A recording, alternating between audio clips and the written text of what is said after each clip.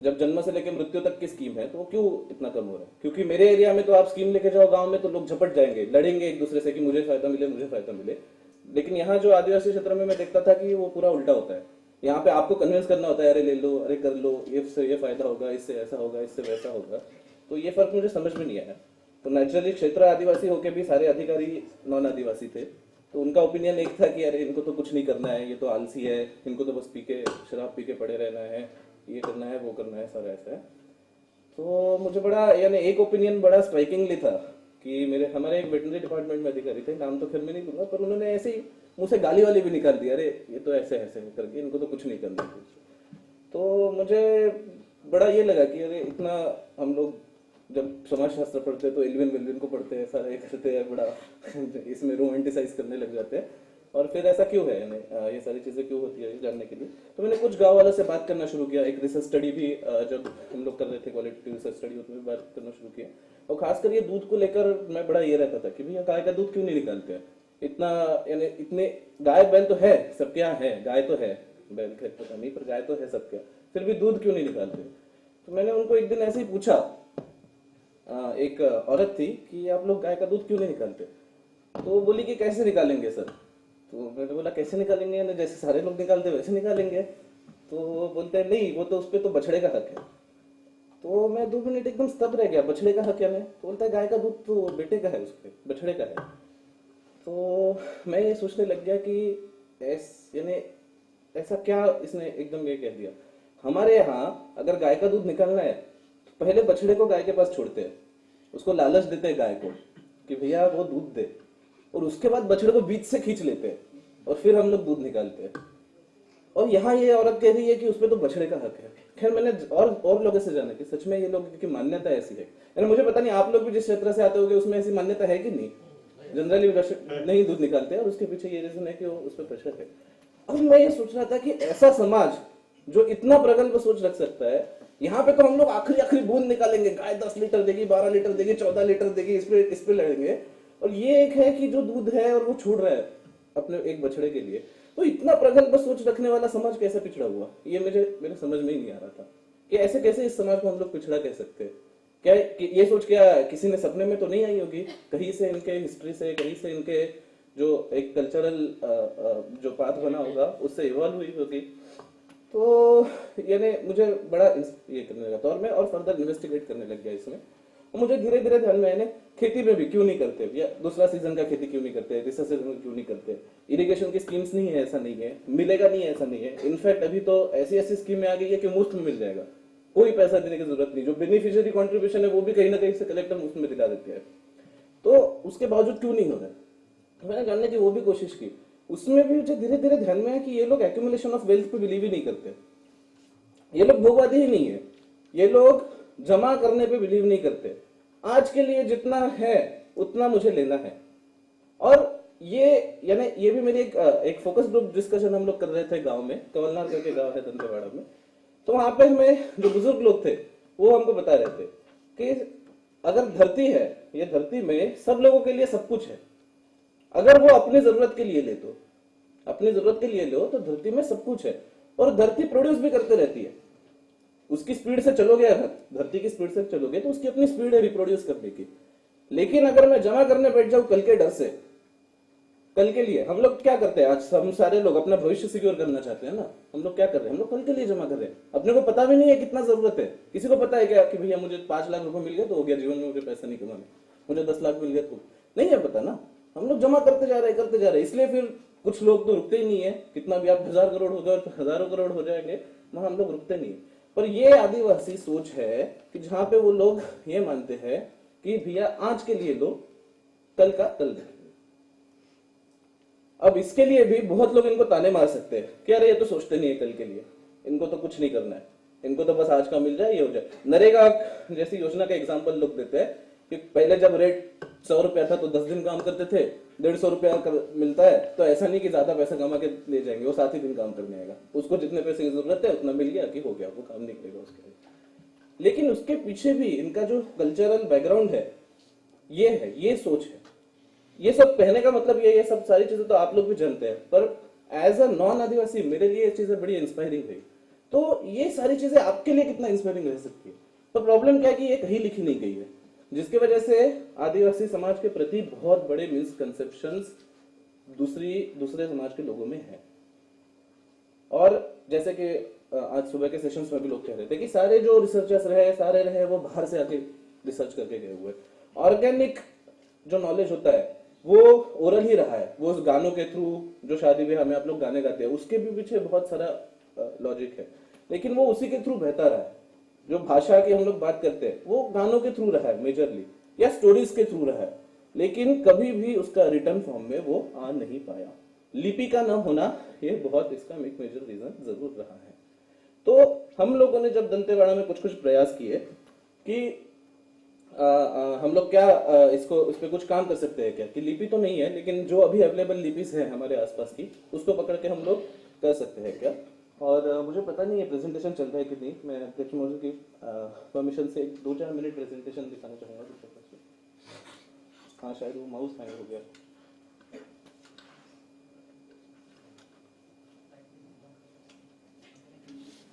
भी होगी, और मैं खासकर हम चाहते हैं कि आपकी तरफ से कुछ विचार निकल के आए। दक्षिण क्षेत्र में दंतेवाड़ा में आप बच्चों को बता रहे हैं कि किस तरह से पढ़ना, स्किल डेवलपमेंट की आपने बातें की। उसी तरह जब हम 10th या 12वीं तक पहुंचते हैं तो सबके अंदर ख्वाहिश रहती है प्रतियोगी परीक्षा, चाहे बैंकिंग, रेलवे, IAS, IPS और राज्य सेवा परीक्षा।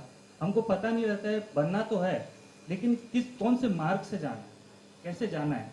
तो ऐसी कोई प्रक्रिया वहाँ भी हो जशपुर एरिया में, सरगुजा संभाग में, विकासखंड स्तर पर, छोटे छोटे स्तर पर, कि बच्चों को ये बताया जाए कि आप IAS कैसे बनोगे, हमको क्या क्या पढ़ के बनना है। और जब हम जानते हैं तब तक बहुत पीछे हो जाते हैं। हम कब जानते हैं, जब हम जशपुर में कॉलेज पढ़ लेते हैं और PG करने के लिए बिलासपुर आते हैं, तब पता चलता है हाँ ऐसा एग्ज़ाम होता है, अब तैयारी करते हैं।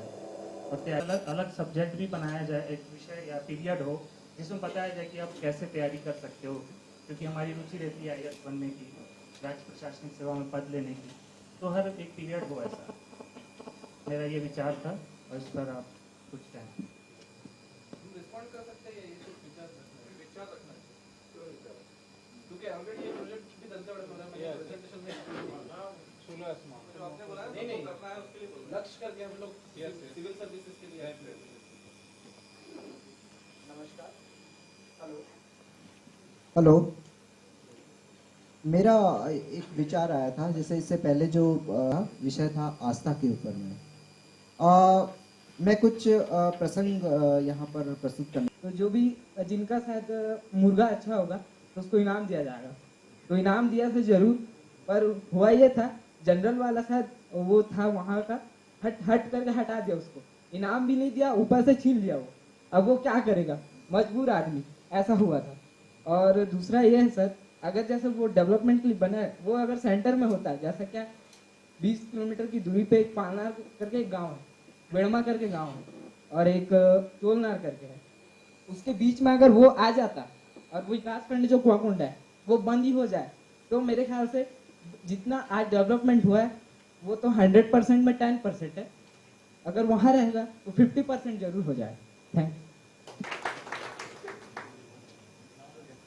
सर, मैं सुरेश कुमार मंडावी हूँ, साइंस कॉलेज दुर्ग से, जनजाति प्रमुख, नगर प्रमुख हूँ, हालांकि बैलेडीला से हूँ सर प्रॉपर। मैं एक वक्तव्य से अभी हैंगिंग गार्डन में अटका हूँ ऐसा लग रहा है। मेरा सवाल है राणा जी कि आदिवासी परंपराओं और उनकी संस्कृतियों को संवर्धित करनी चाहिए या उन्हें त्याग कर शहरी या पाश्चात्य जीवन में बदलनी चाहिए, तब क्या उसे आदिवासी कहेंगे, या क्या उनकी विशेषताएं तब क्या होंगी, और क्या इससे धर्मांतरण का खतरा नहीं होगा? आप अपना विचार भी रख सकते हैं कि आप क्या सोचते हैं, आप अपना विचार भी रख दीजिए कि इस विषय। हम जो परंपराएं हैं, रूढ़ियां हैं, उनमें से सार को गही रहे और थोथा देय उड़ाए, ये करें तब हम बचेंगे, अन्यथा हम ऐसी चीजों को जो हमें नीचे ले जा रहा है उसको हम संस्कार और परंपरा और रूढ़ी में बांध के रखेंगे तो हम उस बंधन में और बंधेंगे। आज आप पहले तो हमारी परंपरा ये ड्रेस नहीं की, हम लंगोटी में थे, हमारे पुरखे समय के अनुसार हम अपने को ढाल रहे हैं। हम ये नहीं कह रहे हैं कि पगड़ी नहीं लगा के आज आप उलन टेप लगाएं। ये तो समय के अनुसार यदि आप नहीं करेंगे तो खत्म हो जाएगा। इसीलिए कहा कि मैं उसको छोड़ने की बात हमने नहीं कही, सार सार को गही रहे और तोता दे उड़ाए। धन्यवाद। सबको मेरा प्रणाम। पाप रहता सब कोइला काबा की सबके शरीर में भगवान के वास होते। मैं वही कोरबा कोट ले आहो कदवा गवर्नमेंट कॉलेज भैंसवा पढ़थो और वहाँ के अध्यक्ष खलू को कदवा। और मोर सवाल है सर कि ओ कोंडागांव, सुकमा, जगदलपुर, बस्तर इतिला हमन जनजाति क्षेत्र के नाम से जानथन घलू। और जनजाति के सबसे बड़े कारण होती के नक्सलवाद। आज आप मन देखा बार बार की होती बा हर जगह अभी चभी यदि कतना जन जवान में मरी से गाँव के मरी से तो आप मन से मोर एक अनुरोध है कदवा, मैं थोड़ा सॉल्यूशन जरूर बताऊं कदवा बनी किसना की कैसे कैसे करना चाहिए। कबा की महू कछु चीज के विषय में पढ़ात नहीं हो कदवा जरूर, मगर एक हफ्ता 15 दिन मैं जाके वहाँ रह के देखे वहाँ के आदमी मन के चाल ढाल ला सोचे समझे हो उमन के बीच में जाके कि कैसे रखे करके। कबा की महू ला एक होती के जनजाति के बारे में पढ़ाई करना है आगे में। अभी तो फिलहाल भी काम करत हो कदवा, तो एक हफ्ता जाके वहाँ रहे हो तो महूला कछु कछु वहाँ जानकारी मिली सो आप मन के समक्ष प्रस्तुत करत हूँ। अगर समय हुई तो दे दो प्रस्तुत करे के। बोलो बोलो, जल्दी से बोलो। हाँ सर धन्यवाद। अब थोड़ा देखा सर ओती बा जैसे कि अभी नक्सली हमला हुई तो वहाँ लगभग 17 से 25 या 30 साल के युवा मरी से तो कर का कारण है आप मन मोर बतिया करवा। मगर मैं ये पूछा था आप मन से वो नक्सली बने हैं या आतंकवादी बने हैं या नक्सलवादी बने हैं तेमन हमन सही का आम आदमी नहीं बन सकत है और मन काबा बने हैं ओकर कारण का है ओमन करा ओहू मन के कछु परेशानी हवाई करवा जो हमार भारत सरकार या छत्तीसगढ़ शासन है कछु कछु लागू करते जीवन यापन बा वो वहाँ तक नहीं पहुँच पाए। वो साहब जाना तो ही होती बा 15-20 साल रहा थे तो थोड़ा डर लागत कदवा कहा कि इतना जन के बीच में पहली बार बोला तो कदवा बड़े बड़े साहब मन बैठे गलती हो जाए तो क्षमा कर दिए गलू तो सर होती बा 15-20 साल हवाई कदवा तो वह ला कछु कछु जाना थोड़ी कि ओती के आदमी का खा के जीते साहब जाना था ओता का ओती बा कता कब धान के उपज होते और का माध्यम से मन जीते और कैसे रहते कैसे पहनते ये सब चीज के कारण आप मन जाना था। तो एक था कारण तो नक्सलवाद के मुलाहुआ लागते कि ओमन अपन जीवन यापन करे बा 3 चीज के जाना था आप मन जरूरत होते रोटी, कपड़ा, मकान। सबसे पहली है प्राथमिक चीज है अपन जीवन जिए की कदवा तो ओती बा ये तीनों चीजें ओमन उपलब्ध नहीं हो पाए तो ये तीनों चीज ओमन उपलब्ध कराए बर कोई गलत कदम उठाते तो हमारे भारत सरकार या छत्तीसगढ़ शासन कर ऐसे कोई स्कीम हो ही कदवा नक्सलवादी अपन मन के कोई नहीं बन जाए कि चल भाई महू नक्सलवादी बनूं चल महू मारूं ऐसा कुछ नहीं है मेरे ख्याल से। शायद उनको भी इन 3 चीजों के लिए आस्था पे बात हो रही थी तो मेरा नाम संजय शेखर है।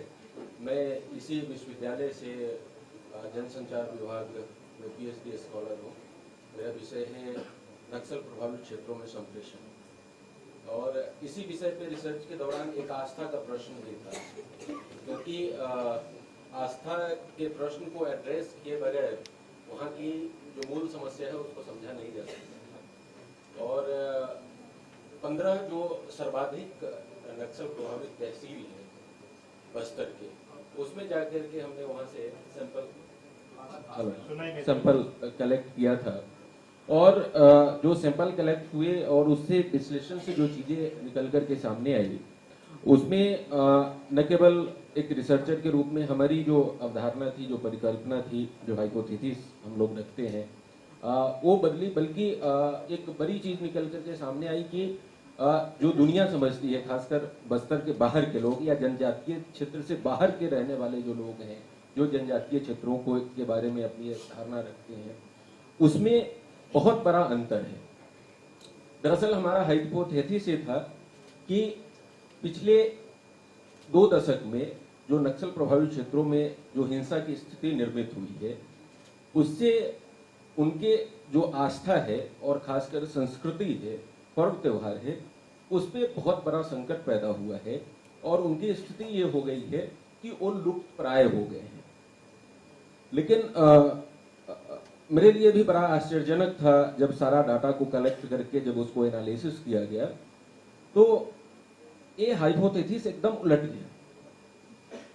गया और रिजल्ट ये आया कि भले ही वो ठीक है कि पर्व त्योहार मनाते थे, पहले बहुत ही उल्लासपूर्ण तरीके से मनाते थे और पूरा गांव का गांव शामिल होकर के 4-4 दिन मनाता था, लेकिन इतने सारे संकट के बावजूद, संकट यहां तक कि उनके बीजा पंडुप में हमले भी हुए, 12-12, 14-14 लोग कई जगह मारे गए, कई सारे हमले हुए, लेकिन बावजूद इसके आदिवासी समुदाय ने आज भी कोई भी पर्व मनाना छोड़ा नहीं।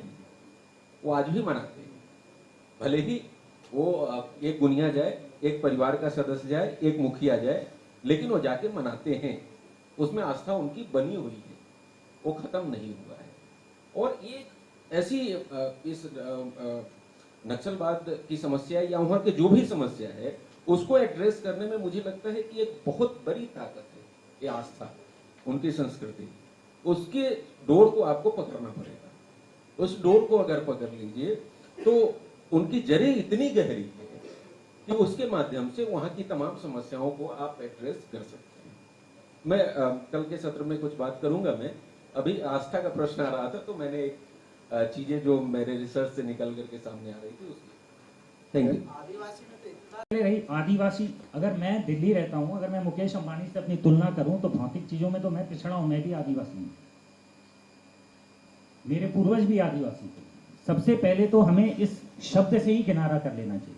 हमारी आदत बन चुकी है कि हम सिस्टम को दोष देते हैं, हम सिस्टम को कन्विंस नहीं करते कि ये हमारे साथ रहे, हम बचते हैं उससे। अगर बाहर अभी रोड पे चोरी हो रही है और मैं बाहर जाके अभी सिस्टम को गाली करने लगूं कि सरकार की वजह से चोरी हो गई, सरकार नहीं, मैं भी उसका जिम्मेदार हूं।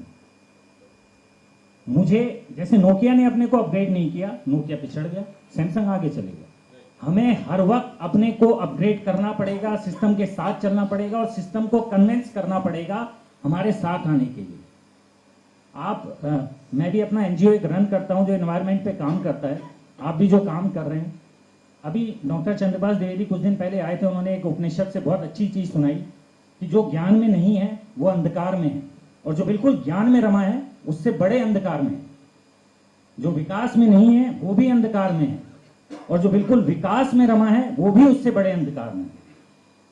बेसिकली इस पूरे समाज की सबसे बड़ी पावरफुल जो चीज है वो है उनकी अपनी संस्कृति। तो आप अपने इस अभियान में जो आपने वहां चला रखा है, अगर आप उसमें उनके कल्चर को, उनके एनवायरनमेंट को, उनको उसके साथ मुख्य धारा में ला पाए, उनको इतना समझा पाए कि सिस्टम से लड़के दुनिया में आज तक कोई नहीं जीत पाया। मैंने जितना पढ़ा, जितना मैंने समझा, सब हारे हैं, और जिसने सिस्टम को कन्विंस किया है और उसमें बदलाव किया है वो सब जीते हैं और उन्होंने कुछ ना कुछ अच्छा किया है। तो हम दोष देने की बजाय अगर आगे बढ़ें, खुद चीजों में इनिशिएटिव लें, तो वो शायद हमारे लिए बहुत फायदेमंद होगा। और आदिवासी वर्ड से किनारा करें। अगर मैं मुकेश अंबानी से, मैंने वही बात बोली अभी, मैं अपनी तुलना करूं तो फिर मैं आदिवासी नहीं हूं, मैं आदिवासी। बस इतना कहना चाहता हूं। धन्यवाद। ठाकुर साहब, राणा साहब और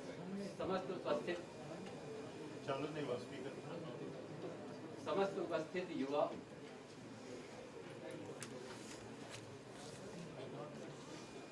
राणा साहब और